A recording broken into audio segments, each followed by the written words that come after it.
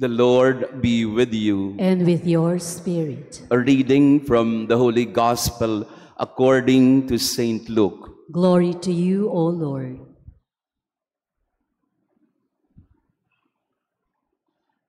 As Jesus continued his journey to Jerusalem, he traveled through Samaria and Galilee. As he was entering a village, 10 lepers met him. They stood at a distance from him and raised their voice, saying, "Jesus, Master, have pity on us." And when he saw them, he said, "Go, show yourselves to the priests." As they were going, they were cleansed. And one of them, realizing he had been healed, returned, glorifying God in a loud voice. And he fell at the feet of Jesus and thanked him. He was a Samaritan. Jesus said in reply, 10 were cleansed, were they not? Where are the other 9? Has none but this foreigner returned to give thanks to God? Then he said to him, "Stand up and go. Your faith has saved you." The Gospel of the Lord. Praise to you, Lord Jesus Christ. Please be seated. Praise be Jesus Christ. Now and forever. Good morning, dear friends. Good morning, Father. May ngiti sa ating mga labi, pakibati ang ating katabi ng good morning din. It's a beautiful day, it's a new day. And to our online parishioners, thank you also for being with us. Ngayong linggo ay 3 bagyo. Ang Nika, yan. Tapos Ophel, ngayon ay papasok daw yung Pepito. Parang paano mo naman ipagpapasalamat, no? Ang sunod-sunod na mga kalamidad na dumadaan sa ating bansa at hindi siguro sa ating buhay. True to tell, there are many aspects in our life that somehow we cannot see the light, we cannot even be grateful for. Mahirap magpasalamat dahil mas napapangibabawan tayo ng mga kabiguan, kalungkutan, mga pagkasira, mga pagkawala. There are many reasons to be sad and disappointed, not too many to be grateful for. I don't know about you, but can you please look at the person beside you? Are you a grateful person? Or is there something that you are grateful about today? Anong pinagpapasalamat mo sa araw na ito? Ako po, it has been my habit every day to thank the Lord every time I wake up. Lord, thank you for this new day. This is a different day and it's a beautiful day. That has been my disposition. Kahit po puyat, kahit gutom, o kahit mainit ang ulo, sasabihin mo kay Lord, Lord, thank you, this is another day. Pwede po bang gawin nating habit po yun sa araw-araw? Lord, thank you. This is another day, a new day that you have given to me. 10 lepers were healed, but only one realized that he was healed and went back to Jesus to thank him. Jesus, of course, did not expect to be thanked. Hindi naman niya hinihingi na siya'y pasalamatan. Pero syempre, hinahanap din niya yung kanyang mga napagaling. Pero isa lang, isang Samaritano ang bumalik para magpasalamat. Today, we talk about gratitude. And not just gratitude in general, but we also talk about our attitude of gratefulness. Am I a grateful person?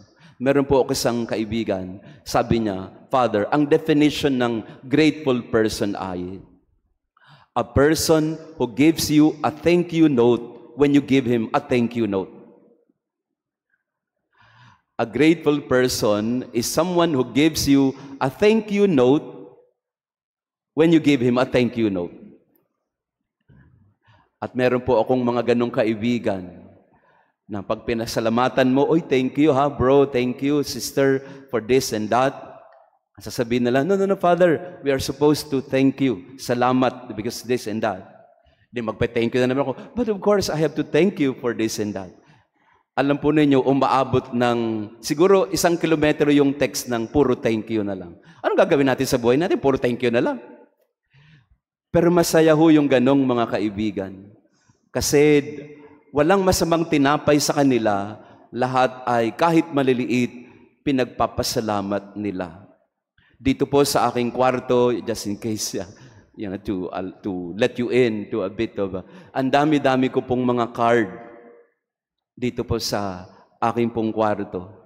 Almost mga isang pile ng mga cards na galing po sa inyo. And I keep them because I wanted to pray for them all the time, for those who are giving me cards. Kaya po yung kwarto ko po ay isang malaking bundok ng thank you cards.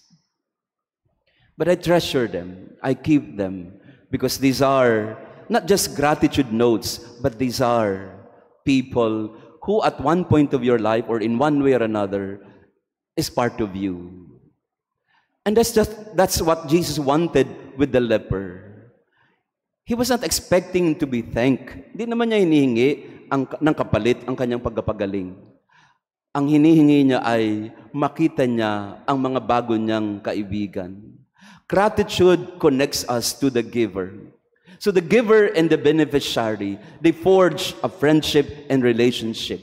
And what binds them together? Gratitude. Hindi pagtanaw ng utang na loob dahil kailangan mong gawin, but that act of kindness somehow binds you together, and that goodness between you will now start a relationship. A good, beautiful relationship of friends. That's what Jesus wanted with the lepers. He wanted to be friends with them, but they did not show up. Grateful people, they're so good at connecting with others. They are thoughtful. They are always attentive. They are always recognizing that you are the gift to them. The root word of gratitude is gratis. And gratis means gift. That's the basis of gratitude. When somebody knows and realizes that everything is a gift. Everything that I have and that I am is a gift. Pinag-uusapan natin several days ago ang entitlement. Ito yung opposite ng entitlement. If entitlement is about self-serving arrogance, gratitude is about selfless recognition that there is a giver of good gifts in my life. And my gratitude is an exchange of gifts with the giver. So it's about the gift. Everything is a gift. And I acknowledge that there is a giver of that gift.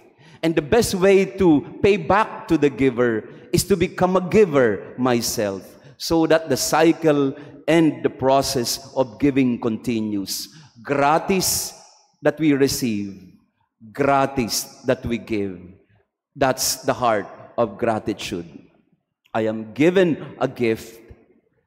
I realize I am blessed because I have received so many gifts. And now it's my turn to show gifts and exchange gifts with others as well.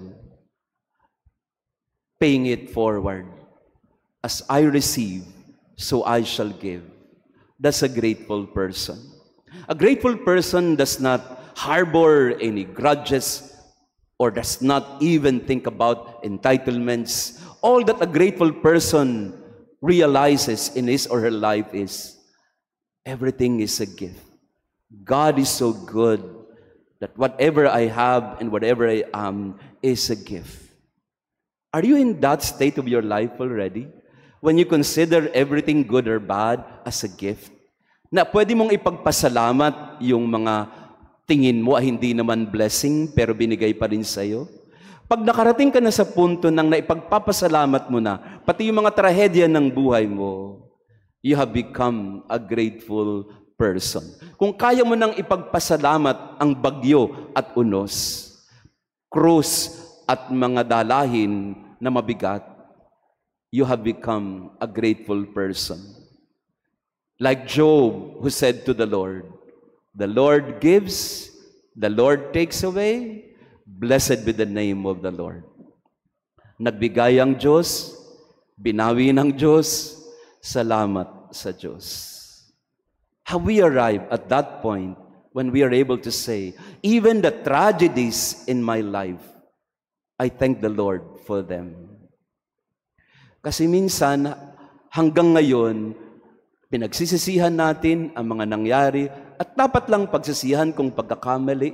Pero dapat dumating tayo sa buhay natin na pati yung pagkakamali, pinagpapasalamat na rin natin. That's what you mean by gratitude. Lord, thank you. Nagkamali ako doon, nadapa ako doon, nahirapan ako, nagbago buhay ko, pero salamat pa din. Kasi kung hindi dahil doon, sa pagkakamaling iyon, kung hindi dahil doon sa hindi magandang nangyari na yon, hindi magiging ganito ang buhay ko ngayon. Case in point, si Catherine at si Alden. Iniwanan ng dating boyfriend, nakahanap ng bagong, hindi pa naman boyfriend, pero balita ko malapit na. Kapag ka may goodbye, may hello. Kapag ka may nawawala, oo, masakit sa simula. Pero darating ang panahon na ipagpapasalamat mo na din. During our alumni homecoming a week ago in San Carlos Seminary, I was able to meet some of those who did not become priests. Seminarians that I handled when I was a seminary formator for 10 years. So, nakausap ko po yung mga dating estudyante ko na hindi naging pare. At kita ko noon ng mga seminarista nila, sabi ko, alam mo, ikaw ang best material to become a priest. Sa lahat ng estudyanteng naturuan ko, ikaw ang pinakamadasalin, ikaw ang pinakamasipag, ikaw ang pinakaresponsable, ikaw ang pinakamature, ikaw na. Kumpara sa mga kaklase mong naging pare, ikaw dapat.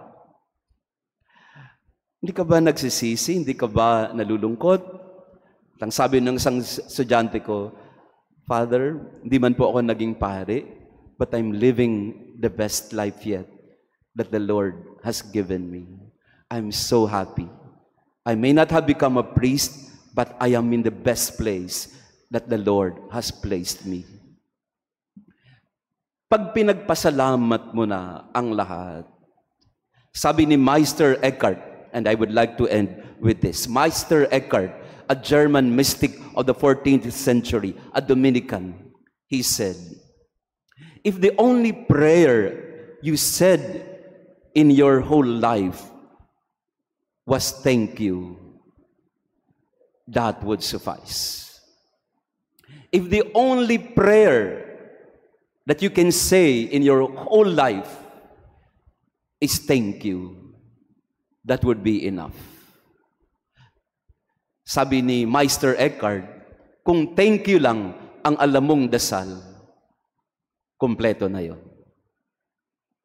Kasi kapag ang puso ay nagpapasalamat, alam mo may nagbigay at nagmamahal sa iyo. At alam mo na hindi ka nag-iisa. At alam mo na may mission ka para parangalan ang nagbigay sa iyo. If the only prayer you can say in your life is thank you, that is more than enough. So every time we come to church and say the Mass or attend the Mass, we say to the Lord, thank you, Jesus. Thank you, Lord. Good or bad, burdens and blessings, tragedies or victories, thank you, God. Salamat. Pumalpak, salamat pa din. Hindi pumasa, salamat pa din. Ang lahat ng ito, bigay mo, kaya ipagpapasalamat ko. Walang hanggang pasasalamat. The best prayer, according to Meister Eckhart. Praise be Jesus Christ. Now and forever. Walang hanggang pasasalamat sa inyong patuloy na pagdalo sa ating banal na misa. Salamat po, hindi nyo ako iniiwang mag-isang magmisa. You are here and always grateful. To our online parishioners, thank you for always being with us also in prayer. Pakisama na rin po natin sa dasal ang mga pari na nag-retreat po dito sa Payo Center. We have the clergy of Borongan, Samar with us in the campus. So, kung may makita po kayong mga pari dyan, huwag niyo pong istorbohin dahil nagre-retreat po sila. And we pray for them, for their retreat. Also, for the Diocese of Sorsogon, yung mga pari din ng Sorsogon, they're going through their retreat also. So, we pray for them.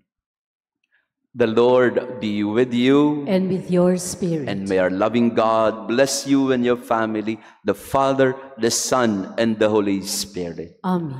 Our Mass has been offered. Go in peace to love and serve the Lord. Thanks be to God.